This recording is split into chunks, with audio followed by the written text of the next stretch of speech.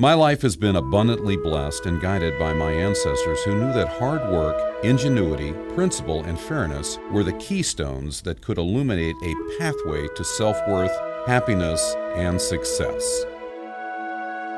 Many people have shaped and influenced my life, but two, my father and grandmother, provided the rock-solid foundation that have improved the lives of thousands of families dating back to the 19th century and taught me the things I believe in today.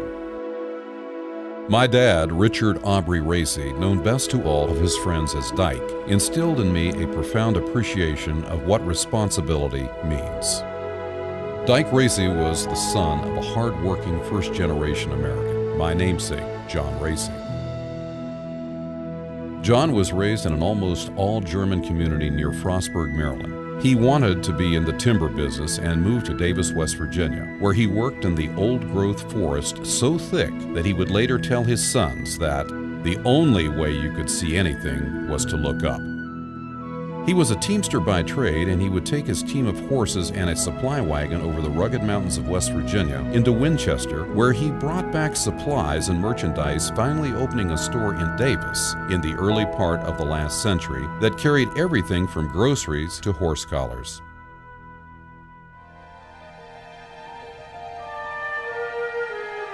Davis is where John Racy and his wife Minnie created a family of 11, 6 boys and 5 girls. Dad worked hard at the store and diligently studied, saving enough to make the journey to Morgantown and attend West Virginia University. An excellent athlete and skilled boxer, my dad graduated from WVU in 1932. After coaching high school sports back in his home region, Dyke returned to Morgantown after he was named head coach of the Mountaineers. In 1942, with a team made up of players within a 100-mile radius from Morgantown, the Dyke Racy coached West Virginia Mountaineers won the prestigious National Invitational Tournament in New York. At the time, the 8-team NIT tournament champion was considered the national champion of college basketball. But what looked like the foundation of a great coaching career was cut short when, just a month after winning the title, my father was inducted into the Navy, where he stayed until the end of World War II. I proudly stood by his side when he was enshrined in the West Virginia University Hall of Fame. Returning after the war to Morgantown, Dyke married my mother, beautiful Jane Greer, the daughter of Herbert and Agnes Greer. For the record, I came along second in 1950.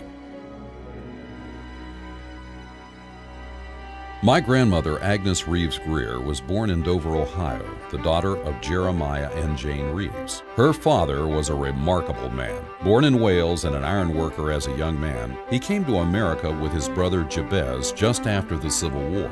The two brothers sought the vast opportunity this country offered and arrived perfectly in time for the great industrial revolution of the late 19th and early 20th centuries. Moving to Dover in 1883, my grandfather said he put all his eggs in one basket when he assumed control of the failing Dover Iron Works. Despite the odds, their hard work paid off, and soon the company thrived, employing more than 850 workers by 1896. Firmly understanding what America had provided for him, Jeremiah Reeves freely gave back to the community, donating property and helping to build the local hospital, constructing both the Reeves Hotel and Reeves Bank downtown, building the town streetcar line, and providing good jobs for a large portion of Dover's population.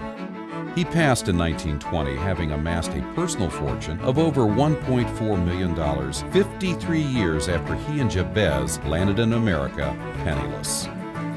His daughter Agnes learned much from her enterprising father, and after she married my grandfather Herbert, a Pennsylvania native and an 1899 MIT graduate, moved to Morgantown in 1907, where they founded Greer Limestone, bought and developed the Morgantown Dominion Post, and provided the first electrical service to Preston County. They made a formidable couple. He was pragmatic, as you would expect from an engineer, and she, like her father, was a riverboat gambler. My grandmother loved technology and personally held 18 federal patents. She designed, patented, and built the Reeves Pickler at Greer Steel Plant in Anderson, Indiana. Her passion was radio, and she began to build stations and put them on the air in Dover, Morgantown, Kingwood, Pittsburgh, and Elkins. She also put the first UHF television station on the air in Pittsburgh and experimented with the ultra-new FM radio, placing what is now WVAQ on the air in 1948. Maybe a little too much of a pioneer, she was roughly 25 years ahead of FM's rise to prominence in radio.